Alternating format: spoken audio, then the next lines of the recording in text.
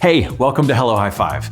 Today's a big one because we're going to be talking about a crucial component of being successful as a school.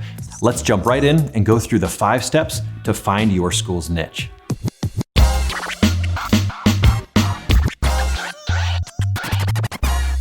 Number 1, what makes you different? Differentiation. This is a big deal because it's a mistake that everybody makes. Even after you learn this principle, you're going to find that a large part of your responsibility is to educate your people and filter what they're communicating to the public with this in mind. This being, the thing that is most true about your school isn't necessarily the thing you need to be talking about. Let me explain. If you ask any student what they love about your school, chances are they're going to say something like community, family environment, oh, we have great teachers. Why? Well, because that's what's true for them. They're answering your question. But here's the deal. Grocery stores help you find food, churches help you find faith, schools help you find knowledge and community. All schools do. That attribute, though very true, isn't unique to you. So what is? That's the question. It's not an easy one, but it's one that you must be ready to answer. So let's try to answer it. Number 2, who is your competition?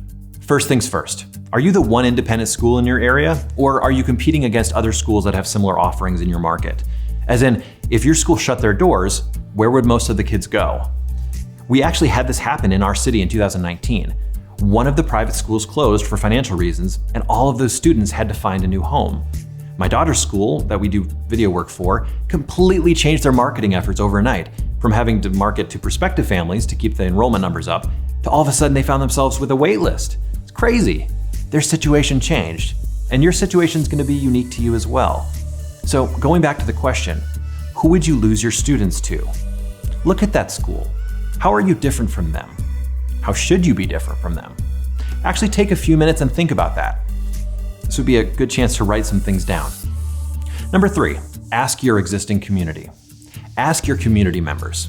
By this, I mean people who already go to your school. The newer the better, since they've made the choice more recently. The answers will vary, but there's guaranteed to be some overlapping characteristics, and some you may not have expected. These families decided to go with you for a reason. Find out why. This will provide valuable information about how your school is viewed. And there's also a lesson involved here as you ask them to be honest about areas you can improve. If I were you, I'd make it anonymous and let them know that. Just Google the superhero dilemma and you'll see why. A quick survey with interesting, fun questions, and you're going to be in really good shape. Number 4, the value you provide. Sometimes you have to look at a challenge in a new way, right? Ask the question a little differently. So how about this? Instead of asking, what makes us unique? What do we have? Why are we special? What if we think about the value we're offering these students and their families? The value we're offering their future spouse, their employers, their communities. Don't forget, your school is not your product. The person that your students will become is. So step away for a second and let's ask the question, what makes them unique? What does a student leaving your school have that you provided? A confidence? A love of learning? An authentic faith? A rock and alumni network? I'm just saying if you got it. This might be an easier way for you to identify your niche. And lastly, number 5, which comes first? So it's possible your school already has a pretty solid niche and you've been able to identify it and market it. That's fantastic. But what if you haven't? What if you're struggling to pin down exactly what makes you a better choice than your competition? That's not the end of the world. Personally, with my video production company, there were some things I felt we did pretty well, but then when I asked some of those questions like, what value are we providing? Or how do we compare to our competition? It got me thinking that we could be doing some things differently to become the type of company that I wanted us to be. The truth is, you never arrive, it's never over.